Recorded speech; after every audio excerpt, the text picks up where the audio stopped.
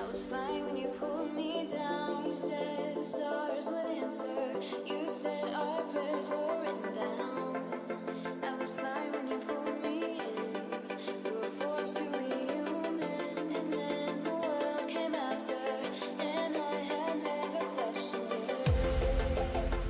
And they said it was wrong.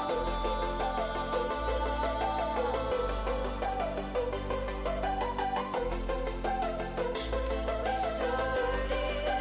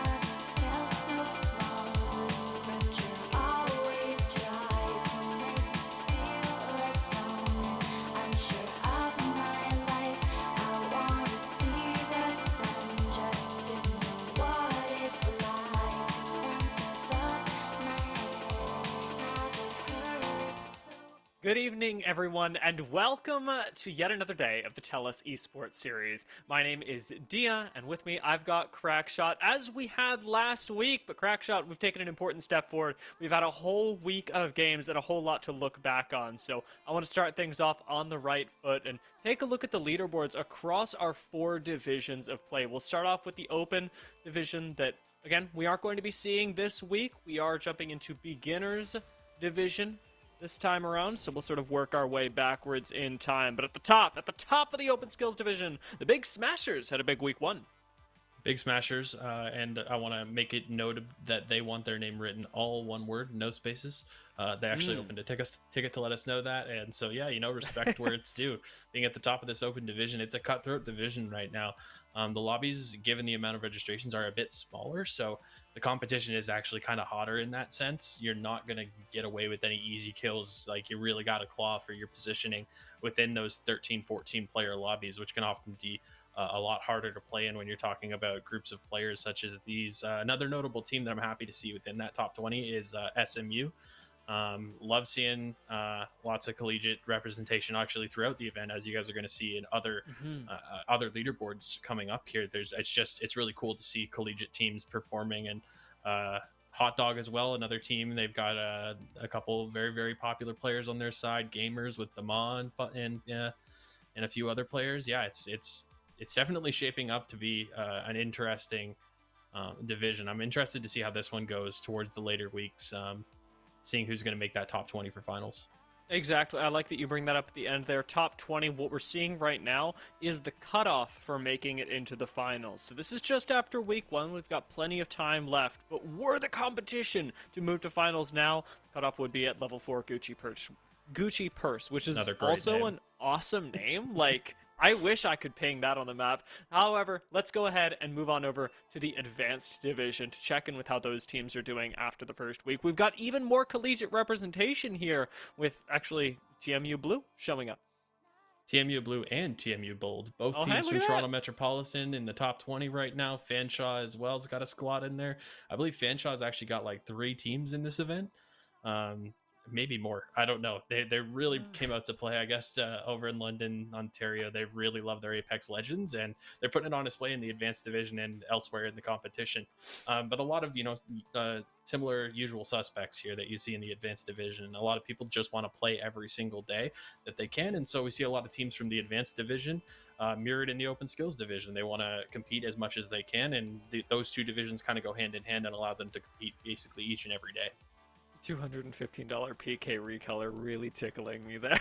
I, Yep. I really like that name. Let's pop on over into the intermediate division as well and see who's making that top 20. Now, this time around, and as we get further down, I'm really curious as to how these squads will do consistently from week to week, because we've got a lot more teams in intermediate and advanced, and, well, a lot more room for improvement from week to week. Absolutely. And looking at the teams here, I mean, no one really surprised to see Crimson Lotus at the top. They had a very, very dominant week across both days. SCC, that's St. Clair College, got to represent my Saints Gaming boys here in Windsor, Ontario. Love that school, love the squad, love what they're doing there with their esports program. So happy to see them showing up here. There's a lot of really good teams even in intermediate. Washington Slosh comes to mind. Blue Dream's been playing really well. Rotate Right Meow kind of sneaking into that second position. I don't want to say they had a quiet week, but they showed up a lot recently on our day off stream on the Friday, and that you can see the benefits of having a really good day can catapult you up those standings. Yeah, I say my favorite name nominee from this group of 20 going to be Vitamin A, and with that, we'll Yep. move ourselves on over to the beginner division where we are going to be commentating their games this week. We'll have 3 games all on Storm Point, and we'll see who's able to make their way up the leaderboard. You've actually, Crackshot, you mentioned the lobby that we're observing today from the beginner division has a lot of the names that you actually see in the top 20. Yeah, absolutely. Powerhouse, LMG, Junk Dogs. I believe the Geriatrics are in our lobby. Contest of Legends. There's a few more. Shoot, Hide, Win, I believe, is another team. So I was looking at the lobbies ahead of today's show and kind of deciding which one we were going to jump into. And I said, this one's got 6 of the top 20 current teams in all of beginner. You know, this is going to be a competitive lobby. All 6 of these teams are going to need points in order to keep their position relative to the other lobbies that are going on tonight. But with it being 6 of the 20 that we're playing tonight, is it really mathematically possible for all of them to remain up in the standings? Really, it's going to kind of come down to what I think is going to be a bit of a separation night, where some of these teams are going to sort of separate themselves from the rest of that pack within the top 20 here. Yeah, the competition is really tough, especially in the beginner division, where, as we said, consistency is so difficult, especially with the vast amount of teams that we have. I actually want to take a look back at some of the stuff that we both caught and missed from last week, because we didn't get to cover every game in every division. We've only got these Wednesday streams, and while they're nice, let's take a look at the highlight reel to see what we missed out on. This Yes. I remember. How could you forget? The hot tub party. Made famous around the world. Yeah, had to enjoy yourself over in the Mirage Voyage, but I know we got some really sick clips of, well, beams like this, actually, as Apes ended up finding a really nice fight for themselves. This was, again, another cast moment that we got to see, and it was one of our first fights of the tournament. Right, and that was a huge kill there. I remember, like, visibly awing myself at seeing that player go down the stairs there. I like hearing in a lot of these clips too, the players are communicating really well, and regardless of the division that it's playing in, you can tell that everybody's kind of coming to play on any of these given nights. Wow, I want to see this. I'm seeing that it's from a player stream. See what they're able to do. This is from the beginner division. It's a nice crack to open things up, but check out the wide swing here. Good damage. How are they finishing this off? What is the style points here? Now, a reminder, as you guys are watching your favorite streamers from across the TELUS Esports Series, or even if you're playing yourself and capture a clip that you want to share with us, you absolutely can, and you have a chance to be included in this highlight reel from week to week. Oh, the punch! Okay, that's a good save there from Xeris. I really liked that. I know. Oh, yeah, I think I recall a part of this game. There was a lot going on, actually, maybe across these different... Yeah, we were in this game. Or at least I was. Maybe I was adminning it. I think I was adminning it, to be honest. Yeah. But I remember seeing this, and there was a lot of fighting going on towards that position on the map. Little Optimist had some interactions with this guy on Twitter a few times, and happy to see that he's, you know, participating and getting some clips here. Love seeing somebody rock the Prowler. Especially this season, it's just so ridiculously powerful, and evidently in the hands of a Little Optimist, it does exactly what you need in an endgame fight. Close range, evisceration, long range now from the Terminators, as another end zone, this time on World's Edge. A map that we won't be seeing this week, but still some crazy Graber shots landing. This is a nice one here from Ramen Made. Of course, this guy's sort of developed a bit of a cult fandom within the TES this season. People are really liking Ramen. I believe in our very first week, you know, looking at some of the games we were watching, in Intermediate, there's a lot of people who were really liking how he was playing from St. Clair College. This one's a higher skilled lobby right here. Zerbo. Yeah. Zerbo. Yep.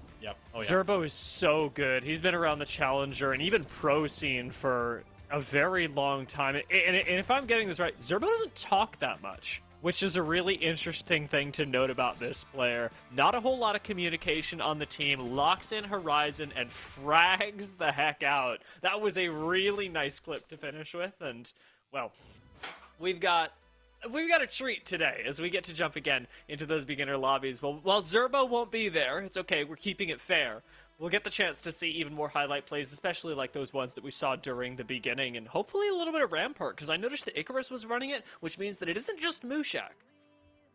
Yeah, it's not just Mushak. I mean, there's a lot of teams that had like a really, really good week, and that's the thing, right? Is across all of these lobbies, there's going to be teams that are going to jump out ahead of other teams. There's teams that are just feeling locked in that night. You know, you mentioned Zerbo doesn't talk that much. Sometimes players let their skill expression do their talking for them. Sometimes they like to just lock in and figure, and you know, like sometimes everything's clicking, and you can kind of tell that that's what happened with Zerbo in that clip. It just entered the flow state, if you will. And it's cool to see that happen all the way up and down the divisions, to see players who aren't maybe used in the higher divisions, to see players lock in how we know they can, and then in the lower divisions, seeing players, maybe have a chance to get into these competitive atmospheres. It's a lot different than just playing your ranked games at home. And it's a different feeling, especially being a player myself in lots of different esports titles. The feeling of competing, the pressure that you might put on yourself, it all adds up. And it's interesting, I think, especially in the beginner division, to see some of these players really like get that spotlight on them and then thrive in it.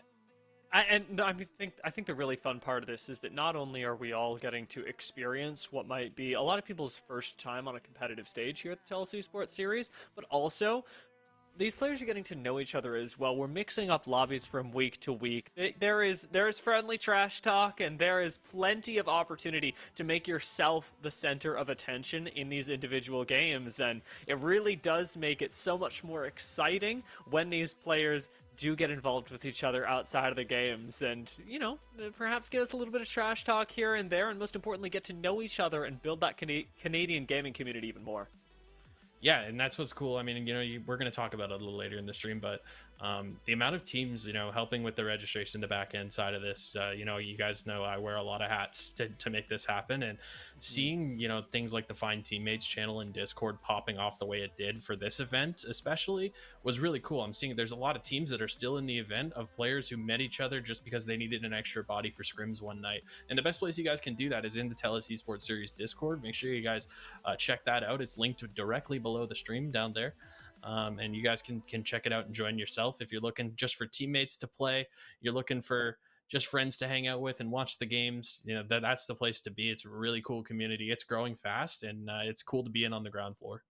Yeah, I would absolutely recommend getting in there. I'm in there. You're obviously in there because, well, I like you've already alluded to, you're managing half of this. So thank you so much, Crackshot, for the work that you've already given us. But it's time to put in just that little bit more, because we're dropping in for our very first game on Storm Point today. It's week 2 of the Beginners Division, and we are here to slay.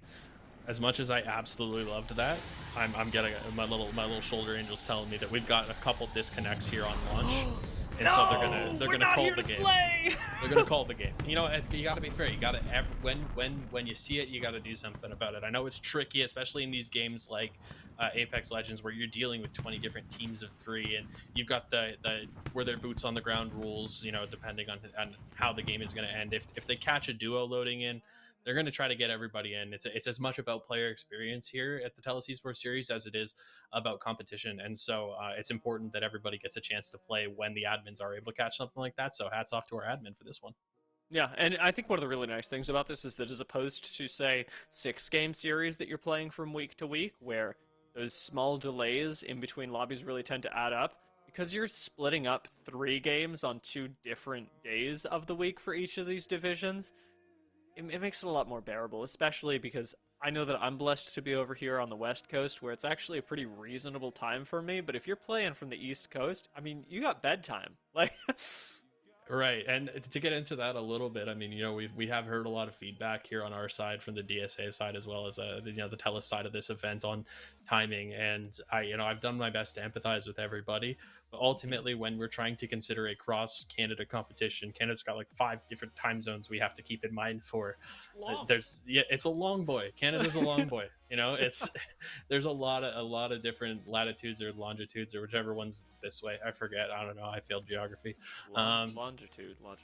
Yeah, longitude. Long. That's the one. When we're dealing with that scale across the country, finding a time that's absolutely perfect is probably not possible. So we just have to find the next best thing. And the best thing that we thought we could do in order to account for the delays is to split it up across a couple different nights of the week, so that it's not 6 games in a night. Teams aren't having to, lose sleep, or, people aren't having to, completely change their work schedule for the next morning.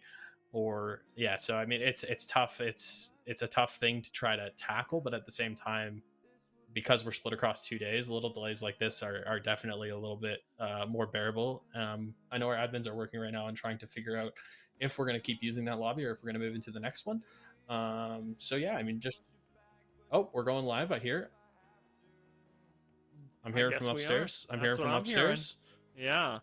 It looks like our cameras have even shifted position so that we've really got the read on it.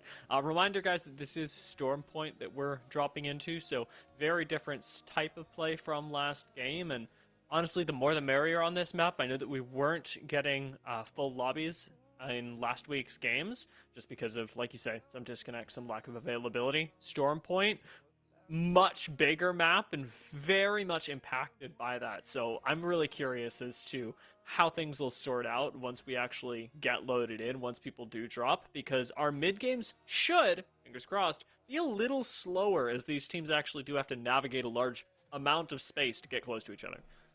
Yeah, so this map's interesting to me. I definitely will admit I know a lot less about it as an old school Apex player.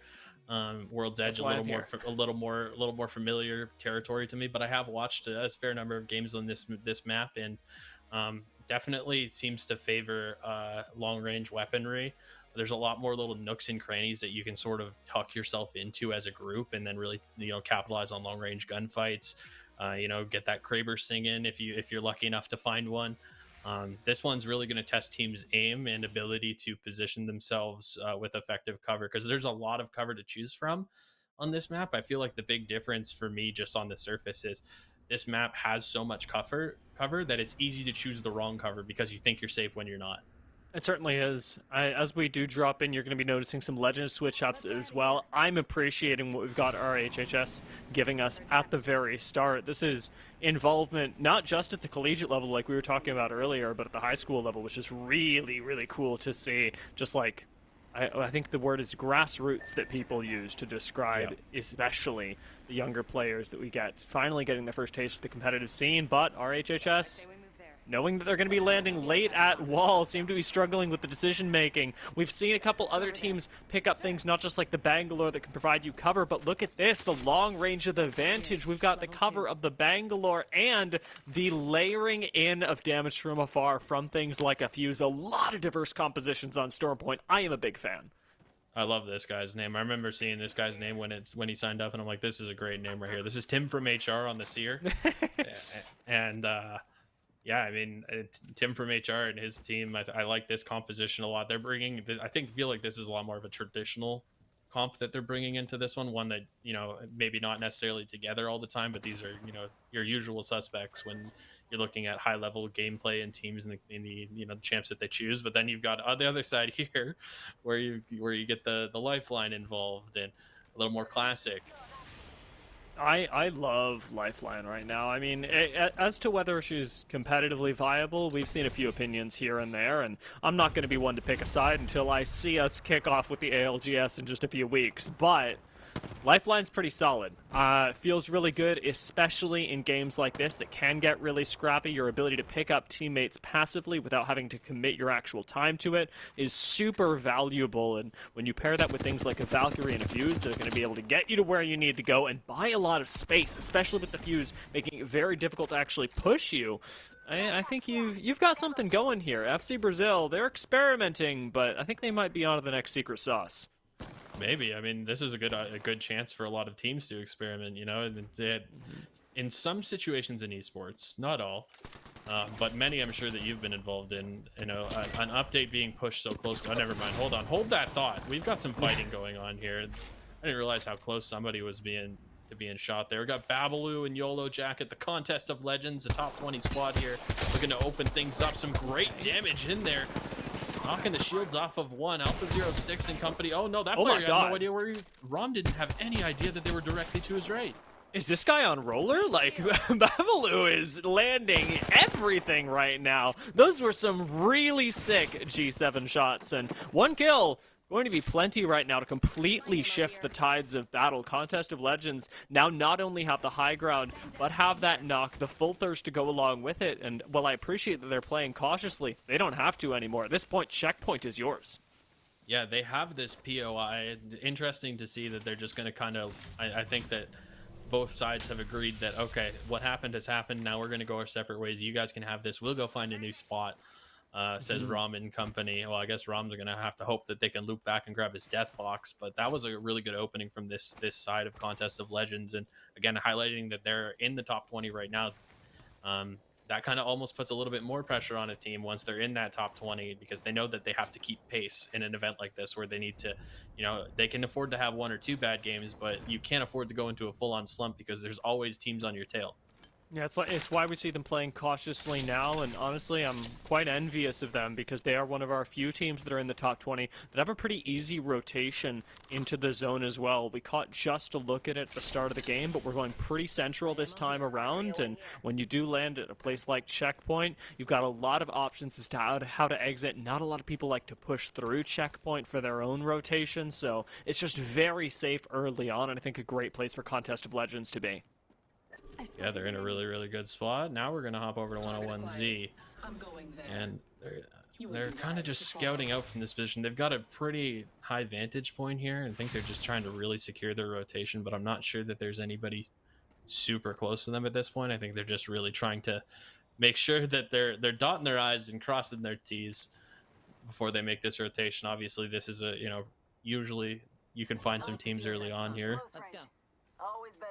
Ah, this is who they're looking for. I love the fact that we've crouched all the way around. Now, we got the teaser that the team on height doesn't really know where shoot, hide, win are at, but they're certainly hiding, if not shooting just yet, and we may see that as a sort of explosive battle to kick off in just a few minutes. Barometer going to become a little bit more contested once you're trying to uproot a team from that height. The Canadian campers have set themselves up over here in the north. They've avoided being pushed for now, and honestly are playing a pretty slow game. Well, we got 4X Esports doing much the same. IMC Armory, always going to be a really nice boon, especially early on.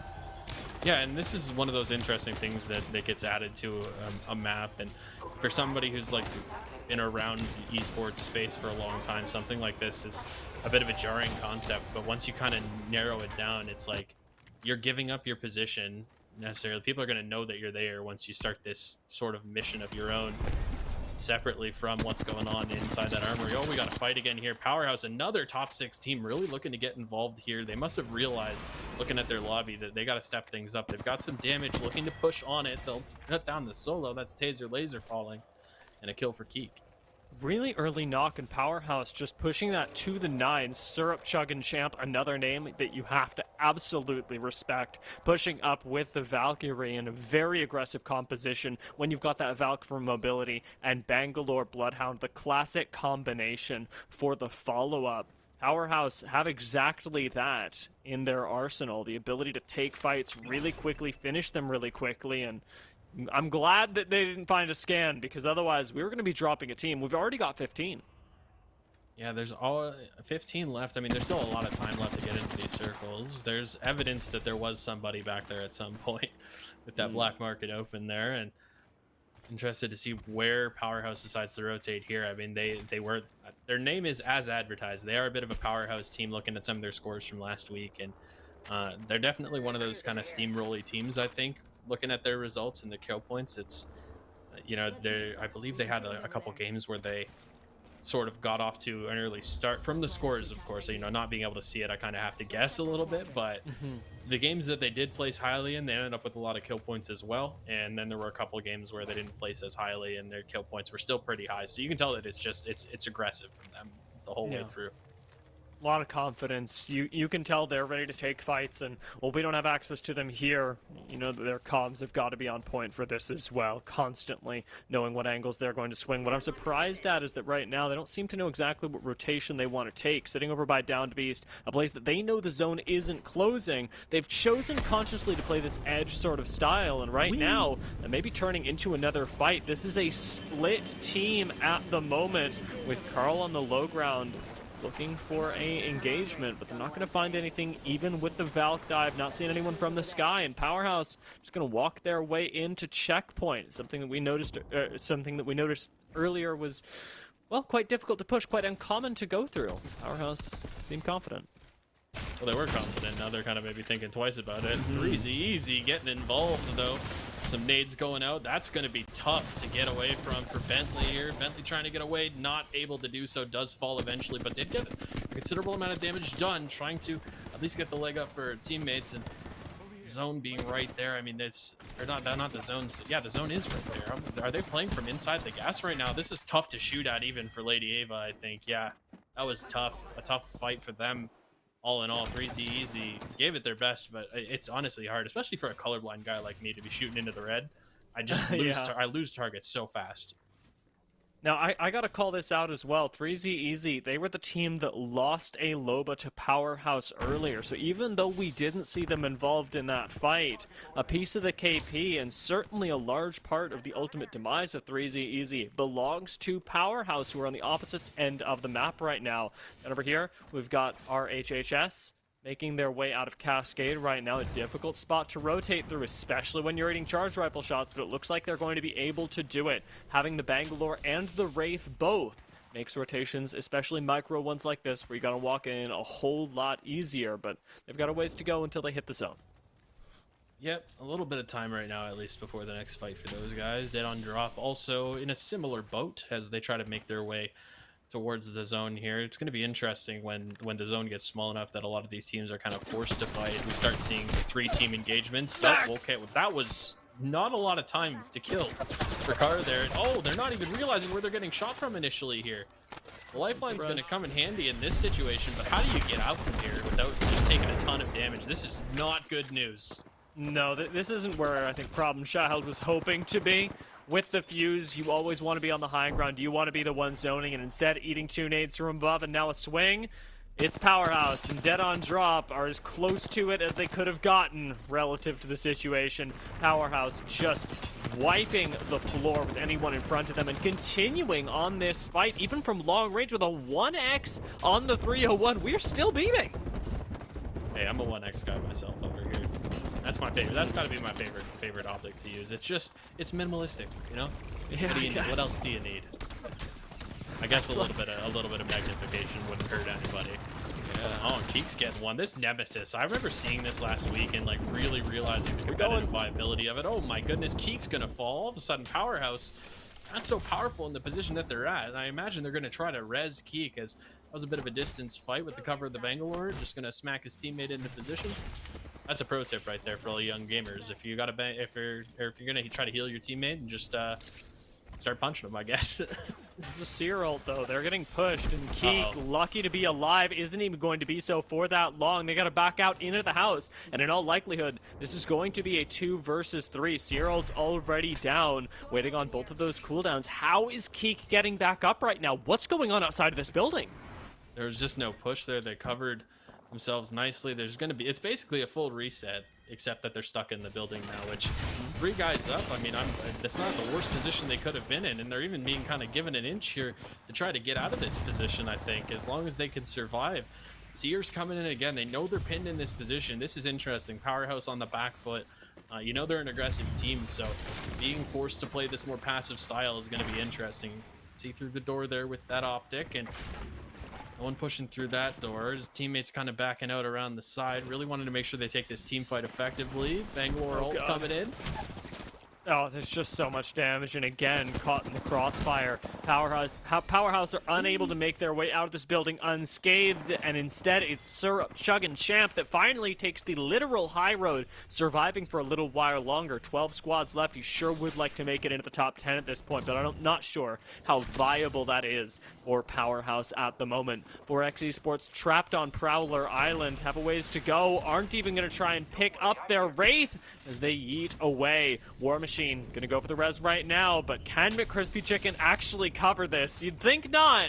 It's looking hopeful, though, as out goes the Wraith. A little bit of safety with the portal and the added speed. And on the Pikachu, survives that rotate. It's quite interesting. This is kind of going banana in the zone over there right now. Again, we've got a team up top that's just got the high ground utilizing. So this is what I kind of meant. There's so much cover that teams are going to end up in positions that they don't realize are dangerous until it's too late. And we're making even more of it too. Catalyst walls everywhere in end games these days. A constant amount of just small visual obstructions to play through. But FC Brazil, they have made their way over. They've crossed the entire map, guys. Coming all the way from Lightning Rod. They've somehow ended up just on the northern tip of Cenote Cave. They've got a little bit of cover with this lifeline package. You've got a fuse on the high ground, and we'll see, because after this zone closes, we'll really have the data, but they might have an excellent spot for the next zone. I always like the idea of this gun. Just stick a grenade in it and it shoots faster. Why not? Lifeline gonna sow the benefits here, or reap the benefits of what they sowed, rather. With this package, getting the golden armor is gonna help out at least a little bit. And interested to see if they just kind of try to wait this one out. I mean, surely within the game, there's got to be some sense of the carnage that's taking place across the map right now. FC Brazil, I can't help but laugh. I see their ammo counts, and we're sitting on, what, like maybe 30 collective ammo for a Rampage that is your only tool at long range, and we got 300 light for an R9. You get where it's coming from, but that may very well be the thing that bites them if FC Brazil choose to keep playing at long range as they seem to be committing to now. The Geriatrics making their way into zone. This is round 3. You can't fool around in here anymore. They may actually lose one. ROM gonna go down to zone. Unpick-upable. You can't get that back. Powerhouse go down as well, having made it just into the top 11. The Geriatrics are still getting caught out by the zone and may not make it in. Arsenal going to squeeze in with 25 flesh left. See if they try and get this banner. No one's coming back to punish this, and somehow, illegally, I'd say, the Geriatrics are alive. They're surviving too long, you know? I mean, that's what nursing homes will do. Yeah. That's messed up. That is kind of that's a little dark, isn't it? But I mean, they're just trying to play on their team name a little bit. And you're right. They probably should not have survived that situation, and yet here they are, well into the top 10 squads now, and not a horrible position, all things considered. They probably waited a little bit too long in the gas, though. Losing one, it'll hurt your long-term chances of success. What positions you'll really be able to access? Top 8 now, but is top 3 really going to be viable if you are any of these squads that is playing things out as a duo? Just gets that much harder. The Junk Dogs owning Mill. We've got plenty of space. You'll notice they aren't running a Catalyst and yet have a bunch of Catalyst cooldowns in front of them, including the wall and the ferrofluid on the ground. So a fight certain to come their way as they're going to get gate capped on their rotation out from the Mill. See how it works. For Canadian campers, no wall available, but they are just sliding through using what meager cover they have, and it seems to be working. Are we really getting in a car right now? Are we really surviving in a car right now? I'm not sure. Gucci has chosen to stay on the ground. Bagged Milk still has all their shields, and I guess that worked. Yeah, I guess, you know, the car was a distraction, some suppressing fire, and now they just kind of got to wait and bide their time. They probably wish they had a tent right now, but the campers a bit out to dry here, trying to use the car as cover a little bit. I mean, they're just, it seems that they're almost stranded ashore here. Not really a lot of places to go. Oh, I really like that position from Too Much Contra and Co up there on top of the hill. This is going to be their zone for the taking, I feel.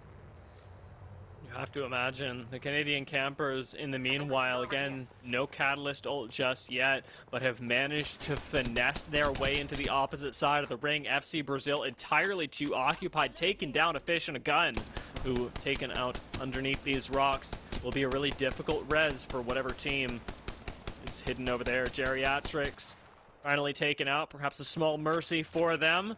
FC Brazil continuing to reign supreme on this high ground. That Rampage ammunition continuing to run ever lower. And Viscera just, with reckless abandon, firing into the Catalyst wall. Absolutely no care in the world. I noticed that Viscera somehow stumbled across some heavy ammo there. I remember you alluding to the fact that they might have been low in resources. They find some, and then they spend it again. They're not afraid to let the bullets sink. You gotta spend money to make money, you know? Hey, you're absolutely right. The damage that they're doing, you know, at this point, they're just, even if they're just being a nuisance at that position of the map, it's going to cost a team potentially their position in the lobby to actually go as far as they need to go to shut them down. It's cost efficient a gun their whole life. Full thirsted now. We saw it by Reverend in the kill feed.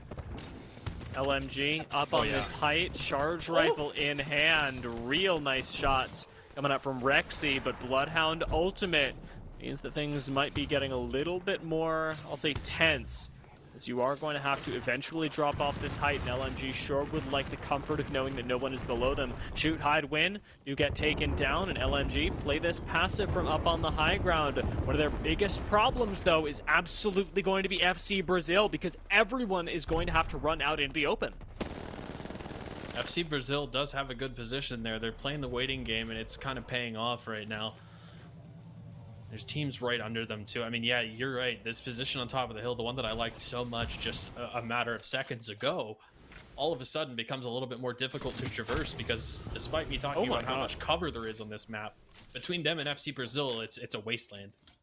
Zaris with a really good shot on the charge rifle. You get one or two of those, and you do open up a rotation as people will have to hit bats. There's not going to be a whole lot of options to respond to you. FC Brazil get aggressive right now onto a catalyst wall. That cooldown completely shut down by FC Brazil, and plenty of confidence right now as you got a wide swing out of the Valkyrie. Good beams from up on top as well. It's two squads collaborating. LMG actually helping out FC Brazil here. FC Brazil, who are down bad in the zone, might even lose another for X Esports. They go down. FC Brazil soon to follow as the ring is dealing too much damage at this point, and FC Brazil go down. LMG on top. They're on top right now in the lobby at this point, and positionally, I mean, look at there's 4 squads left. As long as they don't stick their head over top of this rock, there's not a lot of room for 3 players up here, but this is a relatively great position. They can just kind of wait for their ults to come in. They got the charge rifle that's been working out so well for Zaris here. I mean, this is going to be tough. If we do see a res coming in here, as 101Z is going to try to at least make it a 2-on-3 if they can make it long enough to fight against LMG here in this final circle. Things like this, Bangalore, the biggest problem for LMG. They haven't got a Watson. They've got no defense from above, no Gibraltar, no nothing. So you see him well-placed Rolling Thunder, and that's what I'm imagining could shut down LMG, if anything. Bit of a lack of ammunition as well in this charge rifle, as we have been keeping track across many of our squads. 101Z not going to be the ones to really influence this stint of the game as they're playing this out as a duo. The Junk Dogs, however, they could be the ones to really change the flow of things. A lot of damage being thrown out at 101Z. H. Barrett's like coming around the corner of this rock, and he's quite literally stuck between a rock and a hard place. There's nowhere for this team to really go. I mean, they can just try to bide time at this point. Oh, Zaris and LMG, they've made the move. They realize now's the time if they want to clean these guys up and get the points. They've got the down, they'll find the kill. Zaris with 1. Looking to see if they can find another. There's a player dancing around here basically between both teams. It's a competition to see who's going to shut them down, and it is going to be LMG finding the final kill. 2 squads left. They've got a good position. Oh my god. Oh my god. This beam from the Havoc, it almost works, but it doesn't. Zaris goes it down, and LMG are missing 1. They were in such good control of the fight, and now they have to fight it back down from the low ground. Rexy dipping and dodging behind these crates, manages to survive. Reverend's gonna go on the flank, but overshoots just a little bit, gives up the high ground, gets punched in the mouth, and Rexy finds the 1v2 before ultimately giving it over to AIM. That was such a close end game. Entertaining final fight, I will say that. You know, I do respect the play from LMG. They realize, hey, these guys are going to get beamed from the Junk Dogs over in the corner here. That we really need to move right now if we want a chance at securing some more kill points. But ultimately, they weren't really able to reset after they flew in for those kills, and AIM's going to take full advantage of that. Such a close end game too, with 3 squads positioned right up against each other. It came down to the wire, and the trade-off of high and low ground really important on Storm Point, even when it comes to small positions like that. We saw that exemplified with LMG, who really stood out ahead above the rest, literally and figuratively, with their control of that rock. Yeah, that was just, you know, entertaining top to bottom. I really did like how LMG played it. We thought FC Brazil might stand a bit of a better chance than they did, but sometimes that's how it goes when you play the patience game. And ultimately, that is why you see a lot of teams opt for the more aggressive play style. They say, hey, if we're going to lose, we're going to do it on our terms, right? And so, you know, that's kind of what LMG did. They said, we're going to go big or go home. They went big, they got some kills, but ultimately wasn't enough in the final fight. And, you know, hats off to AIM for cleaning that one up. So much KP to go along with it too. LMG don't just get second place. They also have to contend with the fact that that's a lot of KP that you just racked up, essentially doubling a win for Junk Dogs. So very impressive game out of them. I'm noticing the Canadian campers down there as well with 8 kills, and that's really big for when you come in 4th place. FC Brazil right below them, not able to frag out as much as you would hope. No, not from the position they had. I mean, the damage that they output from the position that they were in versus the 1 kill that they had in that game, that's a tough ask. yeah, you would hope that they were able to get more of a kill there. They did spend a lot of bullets from that position, ultimately not able to get a lot done there. But hey, hats off to them for staying alive as long as they did. Entertaining end game for sure. There was a lot of teams that were forced into really, really tough positions, and watching them all like kind of try to handle it in different ways. Sometimes it was the zone itself that ended up biting some of these teams in the back, and that's the nature of BR esports, especially in Apex here. Yeah, very fun to watch, and I think the good news for everyone, Crackshot, is that we've got plenty more to come. We've got 2 more games today, both on Stormpoint, but those we will be seeing after a very short break. We'll be right back with even more games in the beginner division of the TELUS Esports Series.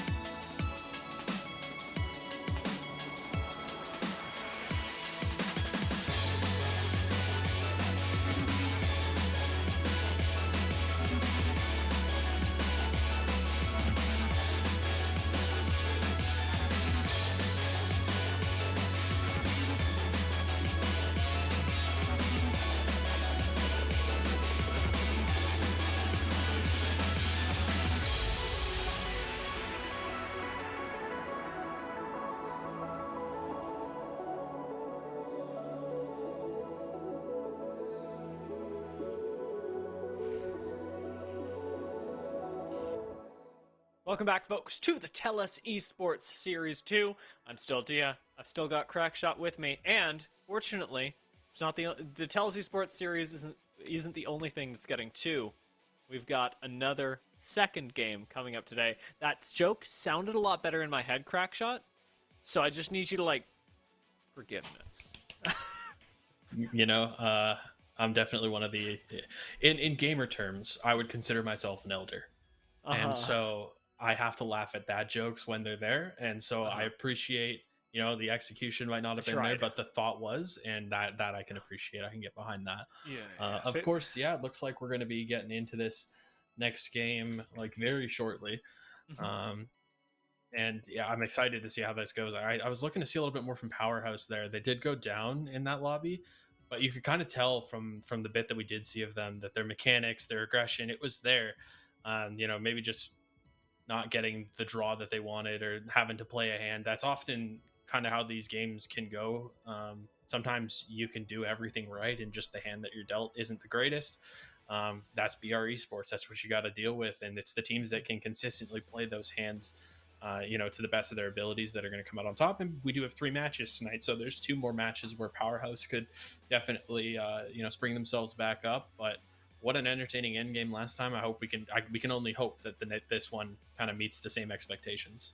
Now, it's sure to deliver given the way that these teams are approaching things as well, because you weren't seeing, to reuse one of my favorite phrases, teams approaching these endgames with reckless abandon. We're seeing quite a bit of, especially mid-game shenanigans, as people struggle for position and oftentimes end up contesting each other. So we do get a lot of fighting there and a lot fewer teams in our endgames. But when it actually comes down to those top 3 teams, even 101Z, who were sitting as a duo on the low ground, pinched between 2 squads, weren't taking unnecessary risks, survived for way longer than they should have, and both teams really approached that fight on the low ground with appropriate respect. I think we've got really good fundamentals when it comes to understanding how and when we should be pushing things in the end game. It's that mid game where things get really difficult, and it's the mid game that's claiming teams like Powerhouse. Yeah, and in these mid games, I think is going to be kind of where Powerhouse, I think, especially is going to maybe not necessarily turn down their aggression, but at least consider that hey, the longer we survive, the longer we can, you know, have a chance to be involved in one of these crazy end game fights and really stack up the kill points the same way that Junk Dogs was able to. You know, the geriatrics, they survived a lot longer than we might have expected given their situation. So there's a ton of different factors that are going to go into this game, and I believe that last game only gave us a bit of a taste of what some of these teams can do now that they're getting used to, I guess, a new group of players on Storm Point here tonight.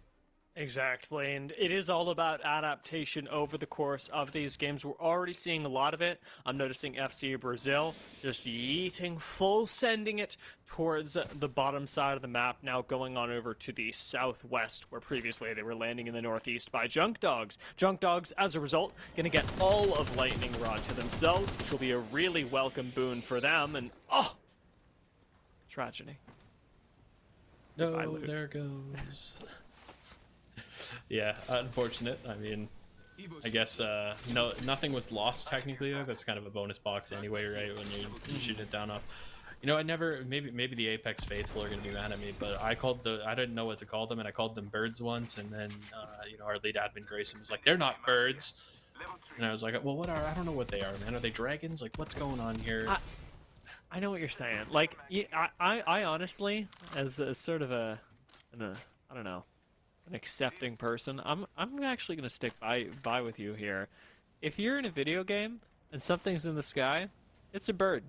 It's a bird, It's like right? it's like, you remember when people were playing Elden Ring, and you'd find all these turtles, and people would be like, "Behold, dog."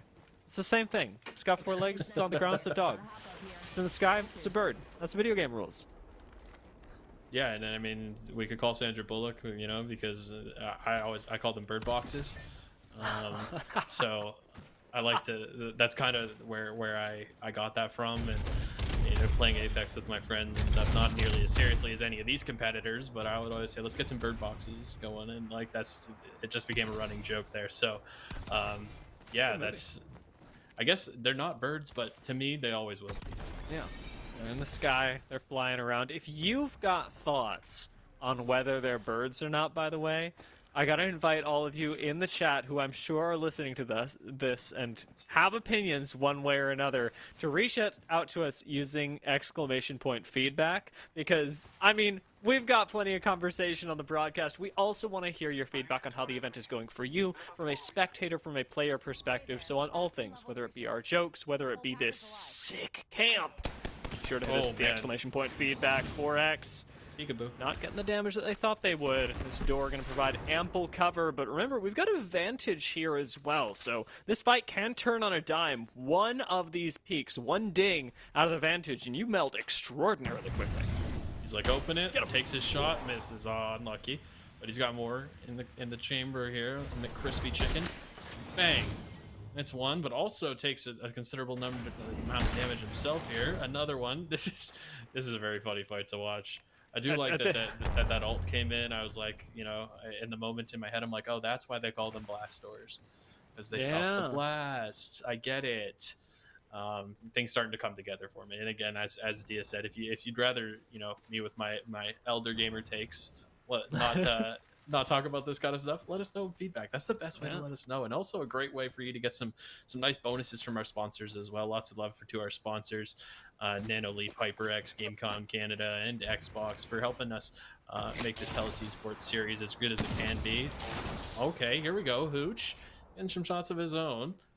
Bloodhound here, ample opportunity with that Sentinel, and actually doing a really good amount of damage. I guess, I don't know, to me, comparatively, right? You've got a character whose whole purpose is to be able to dominate these long-range sniper fights, and then you just got a Bloodhound with a Sentinel who's dealing out more damage the other way. I don't know how you feel about it. Yeah, the Sentinel is just... it's in a really good spot right now. If you are in your ranked games and not using the Sentinel, pick it up. Just give it a go. It feels really good. It's got a lot of great options when it comes to the damage, and really nice handling as well. I'm a big fan of the Sentinel right now, so as much as I love Vantage, I gotta hand it to her. Maybe a little bit longer range, maybe a little bit more of the surprise factor if you're gonna be going up against a Sentinel. And not just that, Tim from HR.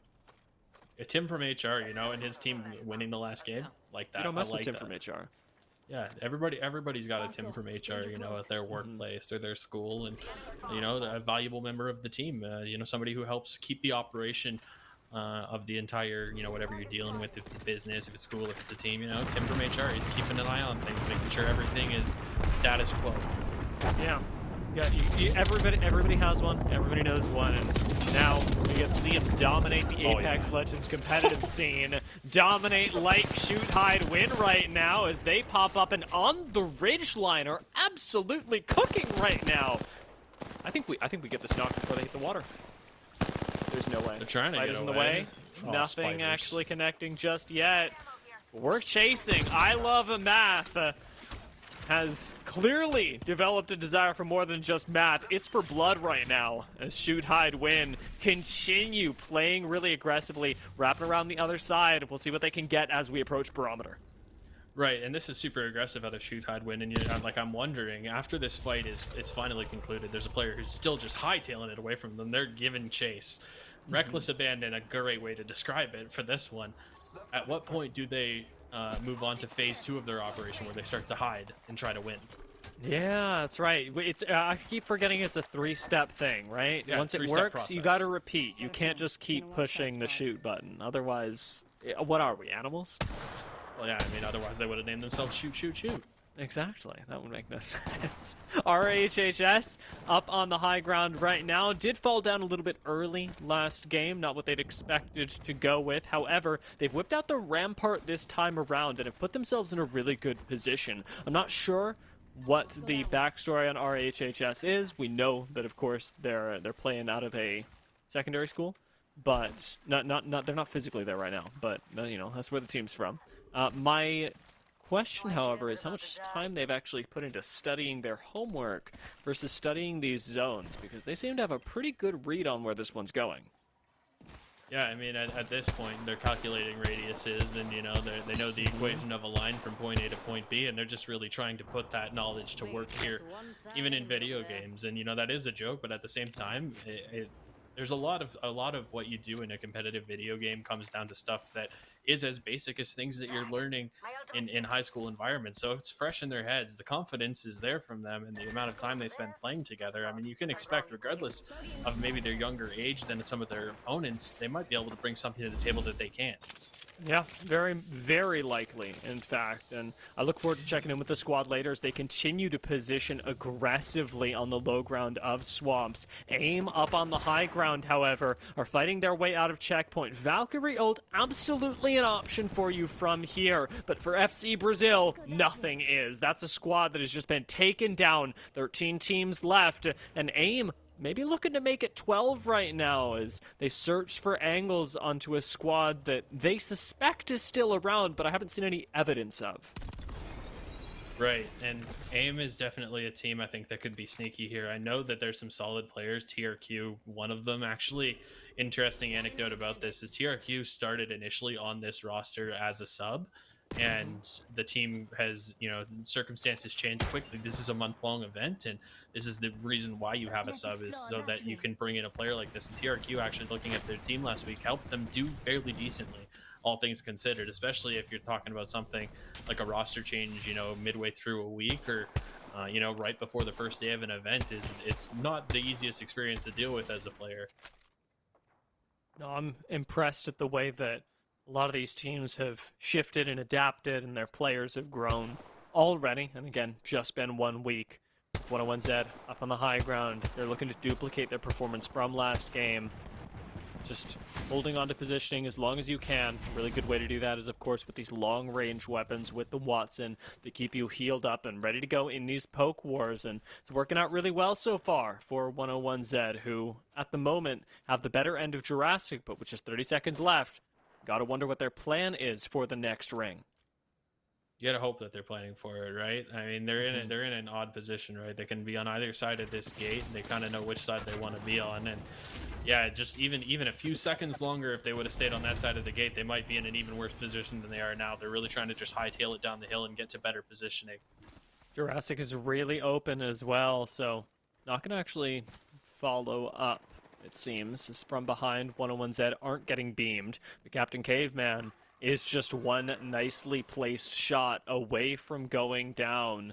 It does seem like they're going to be able to make it through into Antenna, chased by Prowlers all the way. Finally, we hear those shots ringing out across Jurassic, but a rotation not just through Antenna, but even around into Launchpad seems to be what they've got to do, and I don't know, it's a long way. It's a long way to go. I'm surprised that there hasn't been a little bit more shooting on their part to deal with the evident danger of being in a place that is only known as Jurassic. Chris Pratt definitely was a lot louder in how he got through that park. You know what I mean?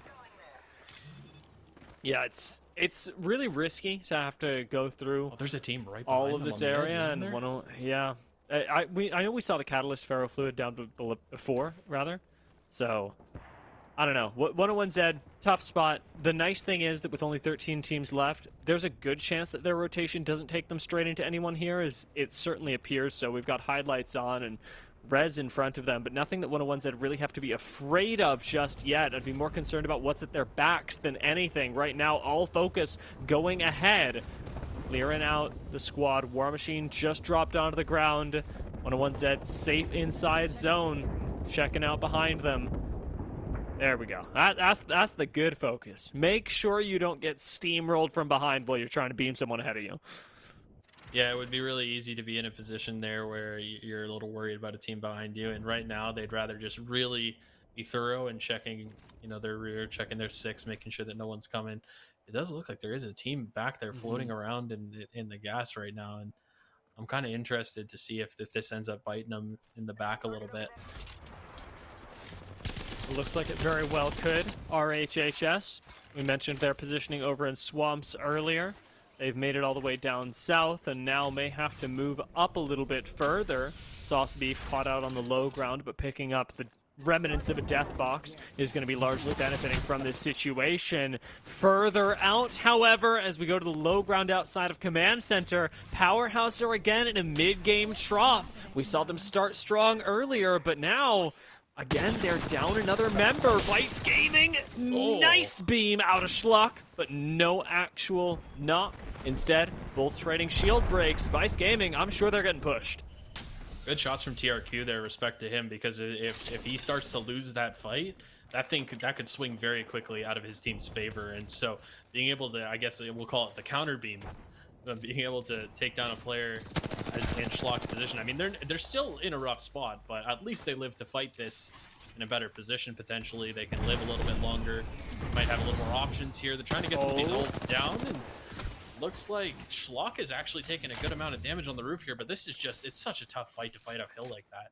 Yeah, really good fuse ult. I like the zoning there, but like you say, it's just a limited impact when you're already pushing onto the high ground, when you're already at a disadvantaged state. It's one of the weaknesses of Fuse is that he's more of a win more legend than he is a situation reversal legend, and we're seeing that play out right now. Powerhouse, unfortunately, not going to make it to that point as they are again eliminated before we hit top 10. Their mid-game momentum cut short, and for the second time in a row, you do have to wonder, as Powerhouse, and if you're a fan watching, whether that's going to severely impact their standings, because it's certainly looking like it. Oh my god, no. Where's that damage coming from? From the rear, you gotta check your God. 6. He's not getting around the corner. No, you gotta just leave him. You gotta just leave him. It's unfortunate, but that's what you gotta do if you want to escape this position as Vice Gaming. I mean, losing Golden Rain here, that sucks, but you're not gonna live to res this. I think he's not probably even gonna make it into the zone. No, especially with this being Zone 3. As a reminder, there are no heat shields available in competitive mode, something that a lot of these players will be getting used to, but that AIM won't have to deal with. They, I was going to say retake height. Unfortunately for TRQ, we're struggling a little bit with the jetpacks, and it's actually cost you quite a bit of time now that you pop up. Yeah, this is rough. The failed jump now has meant that AIM are relegated to the low ground, and that is not the look they wanted. Gonna shoot down a little bit, try to get a little bit of position. They've got a tiny bit of cover. They're still got so much ground to cover.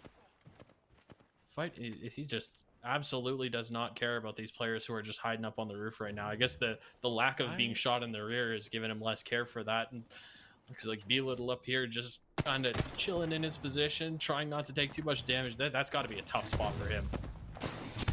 Yeah, B-Little and his associated teammates have unfortunately been taking a lot of zone damage for that, so syringe after syringe is going to have to be enough. See how it works out as the Junk Dogs are going to continue to abuse their height advantage, running a little bit low on sniper ammo. But with the next zone pulling really favorably for them, haven't got that much to worry about. That is a squad out now. Vice Gaming taken down. Another dub for Junk Dogs, and most importantly, Tim from HR, who's made their impact once again. Geriatrics on the low ground, trying to survive for now. Have just 2 folks left up and caught out in the middle of the open. Arsenal has to jump right back down to the safety of his lifeline, waiting for the bat to come up, but even still, waiting for that wraparound to come where Geriatrics could very quickly be taken out. Up on the high ground we go. Arsenal whiffing too many Nemesis shots, get taken down by I Love Math. The Nemesis is a gun that absolutely shreds, but the counterpoint to that is that when you're that close to an enemy, you can't afford to miss. And you know, hats off to him for taking that fight as confidently as he did. It was a tough spot to be in. He wasn't full health, had to try to win that 1v1, unfortunately unable to do so. Athanasco out here with Marvy. I believe TRQ as well is going to be somewhere hiding around there. This is still just a great spot from the Junk here. The Junk Dogs, okay.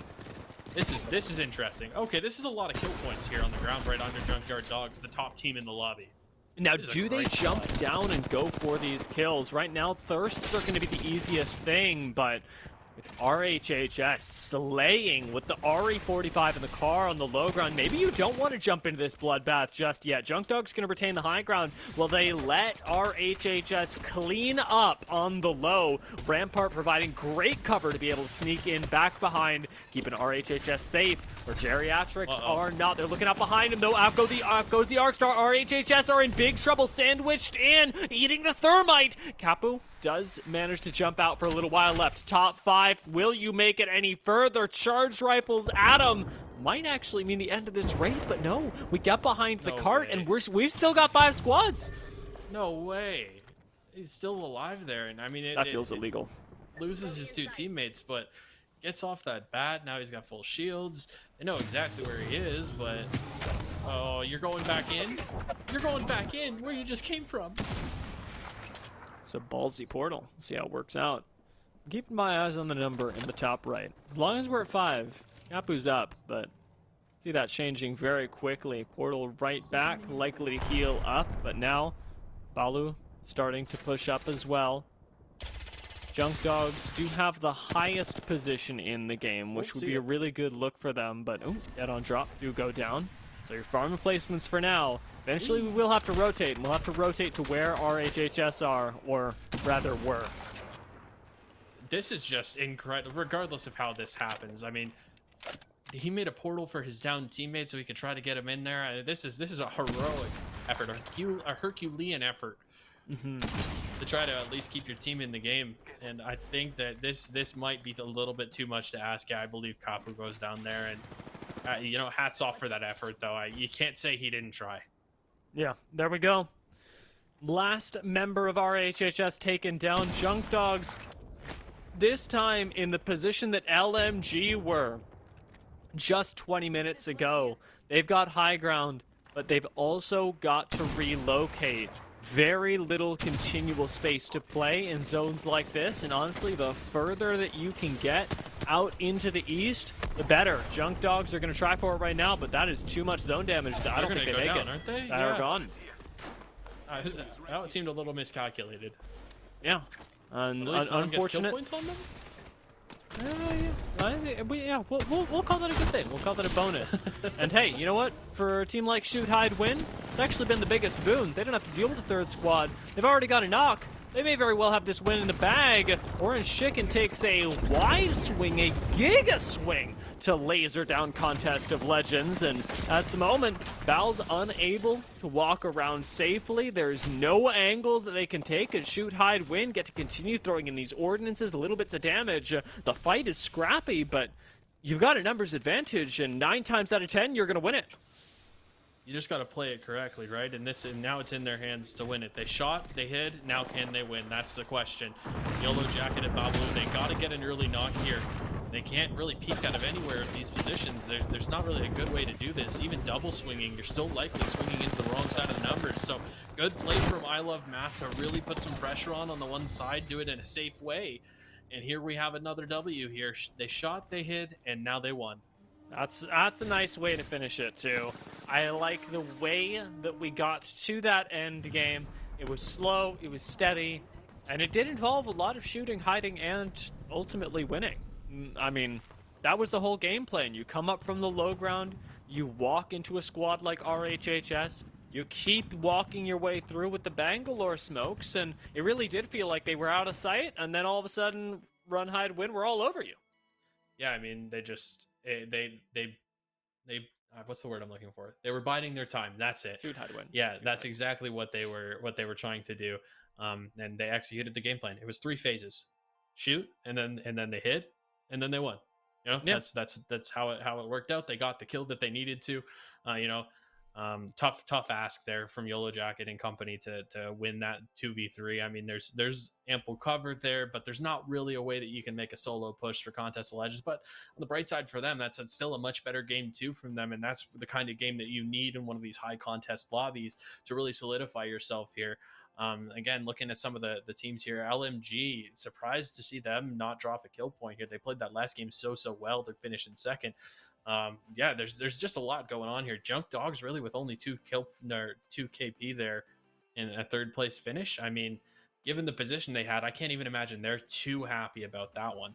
No, I think that they know as well as we do that while going out in 3rd is okay, going out in 3rd the way that they did is an unforced error, and it's not something that you can be repeating if you want to continue to put up consistency in these matches. Now, we do have yet another game coming down the pipeline. Game 3 of the TELUS Esports Series, Beginners Division Week 2, is going to kick off soon. But before we toss it into a break, I want to remind you guys that here on this broadcast and with TELUS as a whole, we do a whole lot more than game. We also get to support really important causes around the world. And for that reason, we got to tell you about the TELUS Future Friendly Foundation. TELUS is an independent registered charity that supports the well-being of youth facing obstacles everywhere. They support local charities with their donations, and you guys can find out a little bit more about that and hopefully turn this community momentum into something even more meaningful by supporting people everywhere. You can feel free to donate or get more info on that by typing in the command !TELUS Foundation, and we'll be sure to get that info in the chat for you guys as well. So check it out while we take a break between games 2 and 3.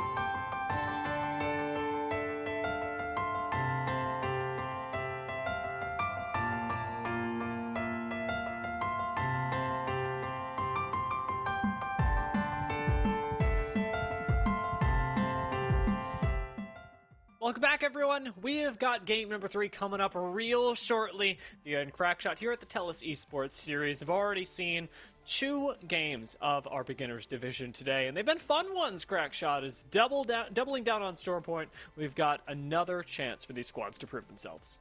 Yeah, another chance for these teams to really turn things up, and this is the final game for some of these teams. They realize to maybe claw back some positional points. Again, still 2 more full weeks, another day this week, and then 2 more full weeks for these teams to really try to accumulate points and make it into that match point format final for the beginner division. But that said, every game's going to matter. You don't want to leave yourself in a position where you have to get a certain thing done in those last games, because as we alluded to earlier in the broadcast, things can go poorly quickly in these games, and you're competing with 20 other teams. There are 19 other teams in a lot of cases that want to win just as badly as you.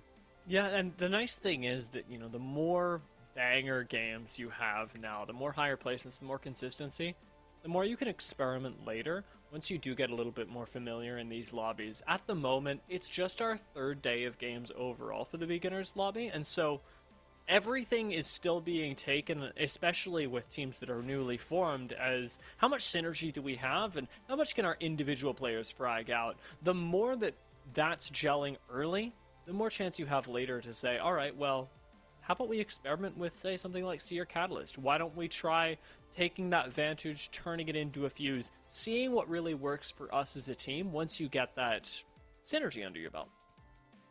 Absolutely, and I completely agree with everything that you're saying right now. This is something that a lot of teams are kind of coming into these games with. They're looking at these games and saying, okay, I'm going to start maybe on a character that I'm super comfortable playing. Again, we talk a lot about this beginner division. This might be first kind of competitive experience for a lot of players, and then realizing, okay, maybe my favorite character isn't the best way to make my team win, or maybe it's I'm seeing other characters now. I want to try something new, and you find a character maybe that fits a little bit better. It's all about experimentation, adaptation for these teams, and we're seeing some teams really adapt well, and other teams are taking a little bit longer. But there's still lots of games left in the division right now for these teams to sort of figure it out, as we see these teams dropping in. Not a lot of hotly contested positions so far on the map. It looks like these teams have divvied themselves up well across the Storm Point here. Like we said, very large map, and folks are perhaps a little bit more used to being able to split up here. We got an oob drop as we weren't quite able to make it all the way over to High Point, but 3 res are going to get as close as possible, and zip lines are going to be available. Catch it! Oh, dang.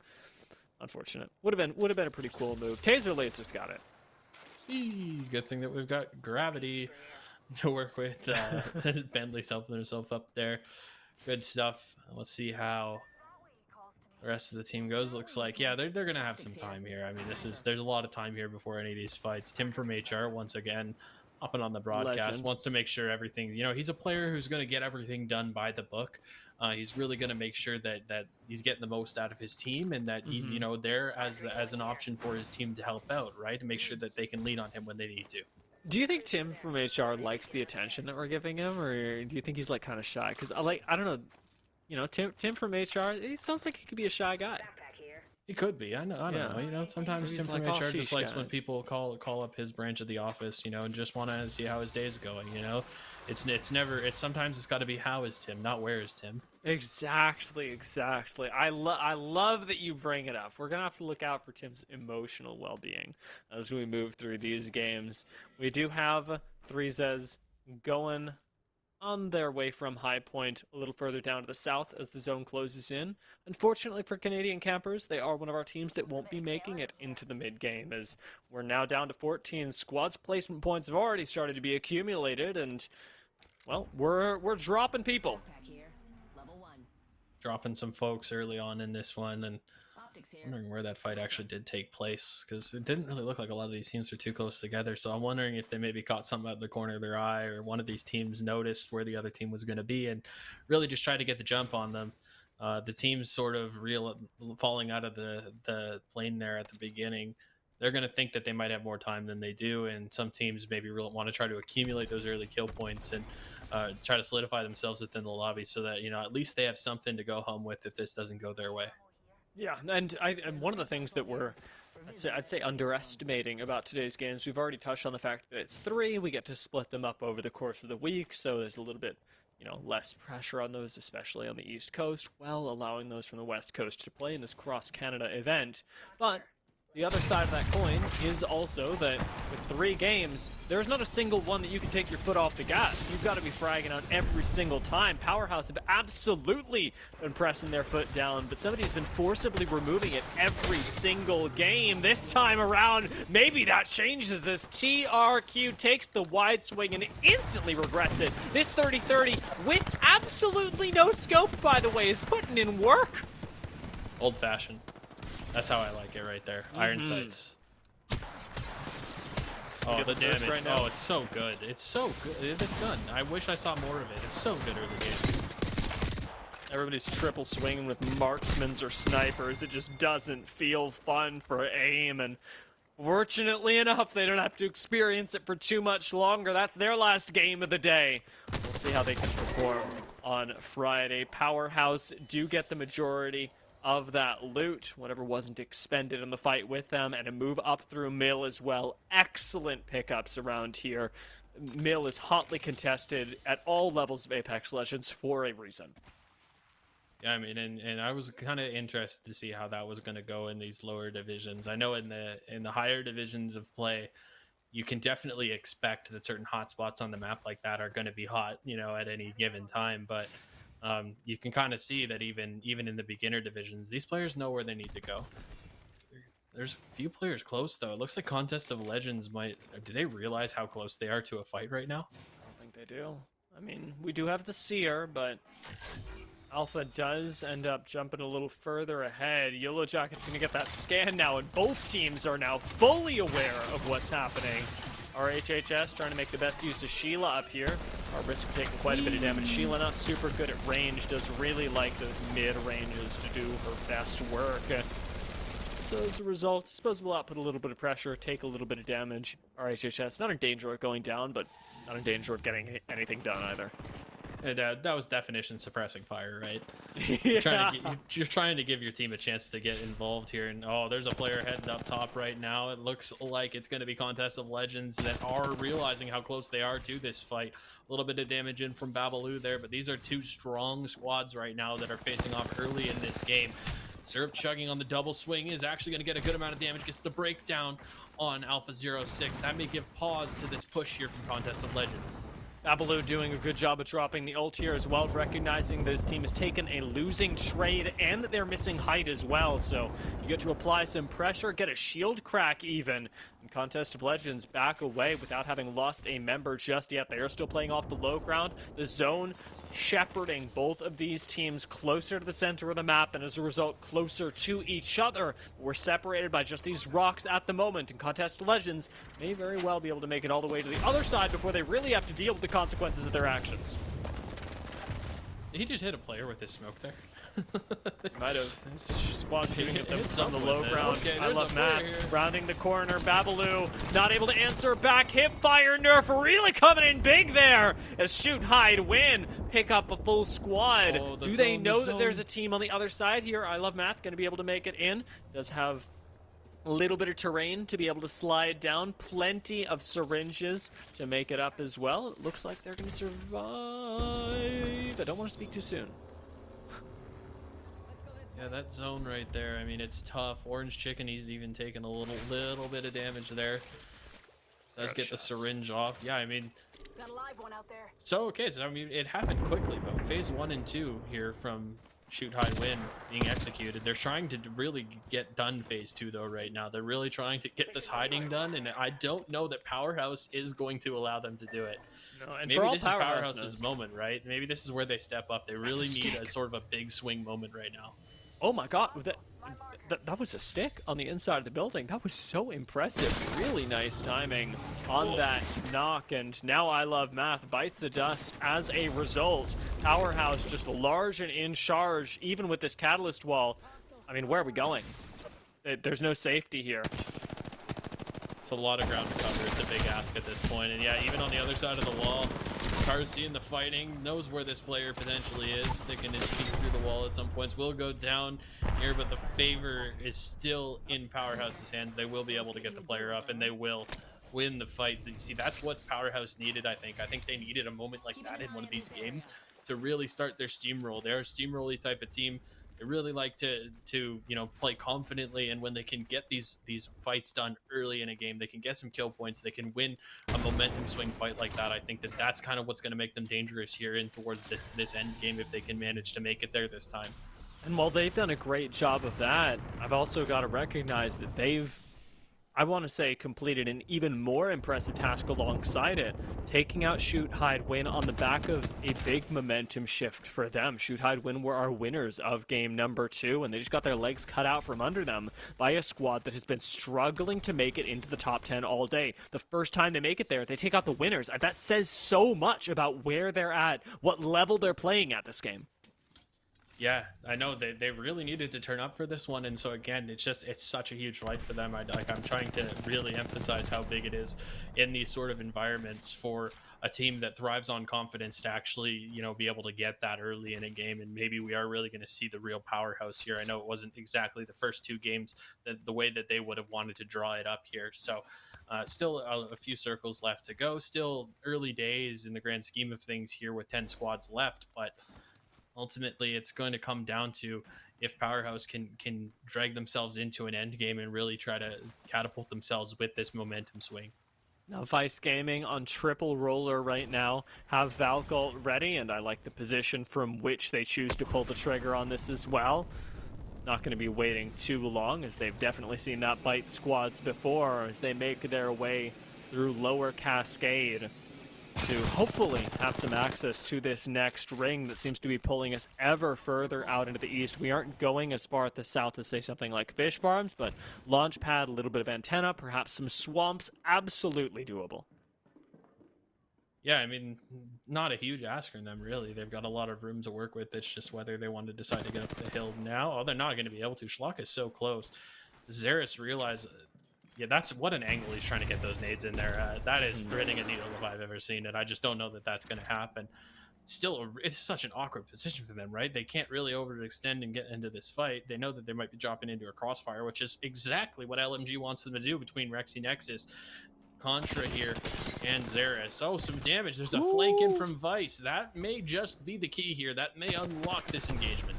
Wondering if that would be the trigger pull. Schlock gets even more damage. We drop down for a shield swap, and for what? Schlock has got the flank, 10 HP on the inside, so little health. But Golden Rain doesn't have the confidence necessary to drop in just yet. Schlock is farming on the low ground. If there's ever a time, if Vice Gaming want this fight, they gotta go soon. It looks like the zone may end up doing that for them. This is going to be very interesting. The zone not doing enough damage necessarily to completely delay this engagement, but both teams willing to fight in the red at this point. They will try to head up top, and that's a ton of damage being dealt. It's a really hard thing to climb that at that point in an engagement, to climb up on top. And this is going to be really, really hard for them to get out now, even with their lives. I mean, they've got the lifeline in there. That's their saving grace at this point. I think without the lifeline, they're probably chalked already, you know? Yeah, I mean, LMG should, and I say should, have the advantage of larger meds as well. Being able to farm things up off of the care packages that she drops should put LMG in a position where they can just outlast in the red, in the zone, and ultimately be able to fire into another squad's back. The distance between them and the actual safe space is so little, and yet they're unable to make it with Vice firing down at them. Too much Contra does fall, and LMG, now in a 2v3 situation, are starting to lose control of this. Can they outlast right now? Res from the lifeline going to be really big here. This is so interesting. I cannot believe how long that both of these teams are willing to take to bring this fight into the red. Rexy's probably gonna... Is Schlock gonna go down? Schlock? Oh! They have no more meds. They've just run out. LMG, I think they might be out as well. We're seeing their Bloodhound go low. Nothing left to pick up. Little Golden Rain staying as long as they possibly can. Gets a nice amount of damage in, but is unable to finish things off. LMG trying desperately to make it out. Are just getting fried from so many angles, and both of these teams push themselves to their absolute limit to make this work. Schluck sitting out here with 50 HP and somehow making it work. Vice Gaming, that's really impressive stuff. Vice Gaming making it out here, getting all the kill points. But I mean, you can't say that Xeris and co aren't making him work for it. Xeris is in fact still causing some problems inside the red there. I am speechless at how both teams were willing to just say, what is a zone? What even is damage? What does it matter? Let's fight here. And that's what they want to do. Oh, okay. That's a player going down. Oh my god, Tim from HR! It's always him. It's always Tim. We'll see how well Junk Dogs are able to hold on to this high ground now that it's getting contested from both sides. They'd already focused on one fight. Now have to turn around and take another as Reverend accidentally jumps down to that low ground. How will they choose to play this out? No real defensive legends on the composition. Seer ult perhaps available as Tim will slide into the building. Geriatrics were able to take the high ground away, and you don't have to fight this, but I'm sure both these teams absolutely want to. Yeah, and it's going to be about who's got that trigger discipline at this point, I think. I feel like this is a position where either team could really overextend from what they have here. This is definitely one of those poke fights, I think, where one team's going to hopefully try to get a bunch of damage. Somebody's going to blink, and that may cost them here. Reverend getting some damage taken on him, but there's some damage going the other way. The Junk Dogs are lighting up their opposition. They're surviving so long in here as well. Not a lot of pressure on both doors. One door's blown up here. It looks like Arsenal's gonna hop in and finally get this engagement fully kicked off. Tim from HR, not a lot he's gonna be able to do in this situation. The numbers absolutely favoring the opposition here, but there's still Tim. Tim can get a shield bat off. There's a lot of damage dealt to the other side, and this is still doable. Trying to hold the door while he goes for this res. It may actually be the angle. It sounds like there's a third party coming in, and Hooch just isn't the focus of attention anymore. Geriatrics trying to fend off another squad, giving our lads a way back in. Junk Dogs are recovering on the other side right now, and even Cyrexian, who jumps back just to see if he can lay in a little bit of damage, recognizes that there's nothing you can do right now. You can't overcommit to either side, and you're trapped in between a rock and a hard place. In between a rock and Tim from HR, who is coming for you. The Geriatrics do lose one. In comes the swing, and Arsenal finds a lot of damage, taking down Keek in collaboration with Tim from HR. But now the Junk Dogs know. Now they know you're weak. They smell blood, and they take the wide swing. Tim needing to go back, take the reset. Will Reverend and Hooch keep putting out pressure? But Geriatrics, they are on the back foot. They are reeling right now. This fight is definitely not above board, and I think that Tim from HR is going to have some words with his team about this. Swinging around the corner right now, getting the res off. Onto Cyrexian. Lifeline's going to provide you a lot of sustain right now, and Junk Dogs playing things slow and safe. They're giving up a lot. That's a great nade, but not enough to inspire confidence in this push. That can be so difficult when you know you're swinging up to 2 or 3 members. Hooch stands still. Takes so much damage there. Out goes the Thermite. Maybe doing a good bit of work as well. Nemesis going to get shut down as Reverend tries and yet cannot connect through Tim from HR. Instead, Geriatrics empowered to push up. Lose one, lose a second to that Thermite. Tim from HR showing up in the kill feed, but Reverend, the last one standing as he goes down, and the Geriatrics take down Junk Dogs. They were down, but they sure weren't out right there. The Geriatrics, for the second time tonight, survive a little bit longer than I think they had any business to. Yeah. Unfortunately, it's the zone that they now have to worry about here. It should be coming in rather shortly. Not sure if they're going to be completely safe in this building. I don't think they are, and they may have to move here. The Kraber, though, on Powerhouse, they did lose Keek, but a Kraber in a corner can do a lot of damage in one of these late circles as long as the McCrispy Chicken and the Syrup Chugging Champ are able to bide their time. Oh god, McCrispy Chicken, we know, is right behind you, though. That is not good. Syrup knows it now, but doesn't have the data that it's just one person. Keeps running for his life. McCrispy Chicken, prepped and ready. Unfortunately, not prepared enough as he gets taken down. Good shots in here. I mean, Powerhouse. Yeah, I didn't even realize that McCrispy Chicken's not. Hey, I was like, I thought he was just a teammate. I thought it was like he ran right past him. What a spot there Yeah, on the right. guardrail. Now, of course, it will be the natural conclusion to that fight. Powerhouse do go down. 4 squads Dude, Ron is on left. a Last tear. game of the day, and the Geriatrics are large and in charge, defying their age like I wish I could. Geriatrics play the outside of this fence line, have the zone, have triple red armor, and a great beam off of ROM to open the fight. ROM has just been kind of on a silent tear right here. I mean, he was definitely a difference maker, an X factor for his team in that previous engagement with Tim from HR, making sure that his guys came out on top there. And he wants some more. He smells blood and wants to capitalize. Gonna fall off, knows that the ult's coming, doesn't want to over challenge, but this is a confident player, and you can tell just from how he's playing. Yeah, not even scared in the face of a Bloodhound ult, something that I cannot say is true of me. He's forced 3 Zez back onto the opposite side of this ring where they've got to fight against 2 squads that are trying to make their way in. Fortunately, both very low, so there is some KP here to be collected. Legbreaker on the low ground is going to get away without being punished. Lady Ava, however, shot in the back by Arsenal will mean that 3 Zez have to play the rest of this out as a duo while Geriatrics rock up behind them. Kraber and R9 in hand for Cyrexian. And again, so many broken teams in front of them. The Geriatrics are the last 3-man standing. From some more damage put out here in Geriatrics. Arsenal trying to get involved in the fun. Here's the Kraber that was picked up, and that was close. Yeah, that was close. I almost saw That's the, a I saw the great clip. thermite. I saw the clip happening. You know, I could envision it.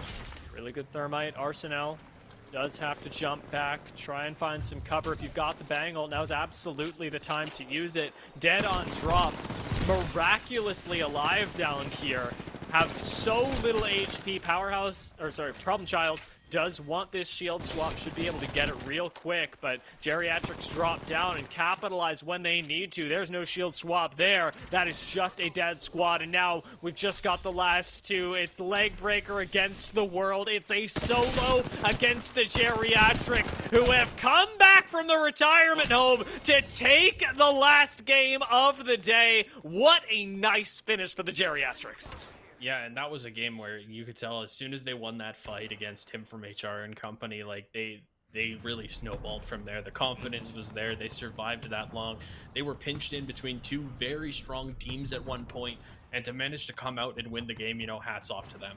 Very few teams can do that, and I have got to applaud the way that Geriatrics stayed in the game, not just through this last one, which, as you say, had a difficult mid-game for them, but they came out all right, transitioned that with momentum, but kept their heads in the series. We've had 3 games today, and Geriatrics did not have an easy time in games 1 and 2. In game 3, they were getting pushed, they were down real bad, and yet they were able to hold on against, I mean, one of our stronger teams. Junk Dogs have been showing up in end games. They won game 1. They almost placed top 3, or rather top 2, in game 2, and yet they get shut down by Geriatrics, who hadn't made it to an end game yet.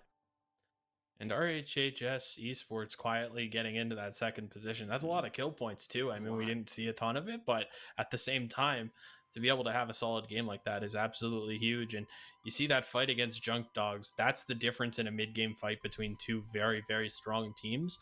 Is you're either going to get catapulted up or you're going to drop down. And I mean, that's not a position that I think the Junk Dogs are going to be too happy with. Tim from HR maybe going to have to call a weekly meeting or something at the end of this week and, you know, get the guys together and make sure that everybody's on board following the policy for his team. But ultimately it was a fun game. You know, 3 games tonight, 3 different winners. It's a contrast from last week where we saw a team like Mushak, who, I mean, we'll have to check in with them and see how they performed tonight in their lobby. But, you know, that was a team that was kind of pulling away from some of the other teams. This we kind of knew was going to be competitive, but to have 3 different winners, 3 very different end games, and you know, this was just a very entertaining lobby for us to be spectating today. I gotta call out Powerhouse as well, since Geriatrics got some love for their pullback and move into first. Powerhouse were actually finally able to farm up some kills. They might not have placed in those top couple squads, but being able to get 11 kills in the last game is still going to keep them competitive when it comes to the overall top 20, and that's where we want to be. If you are in the beginner division, you do still have a few games left to do that. You've got one more game day this week, as well as the next two, for you to finally get your way into the TELUS Esports Series 2 finals, and those will be coming up in just a few weeks. But Crackshot, before we even get there, we've still got plenty more gameplay. We've had 2 weeks in the beginner division. Beginner and open both happen on Wednesday nights. Our streams also happen on Wednesday nights, so I encourage all of you to mark your calendars, tune back in 5:30 Pacific time, 8:30 Eastern time, to make sure that you can catch even more action on the TELUS Esports Series.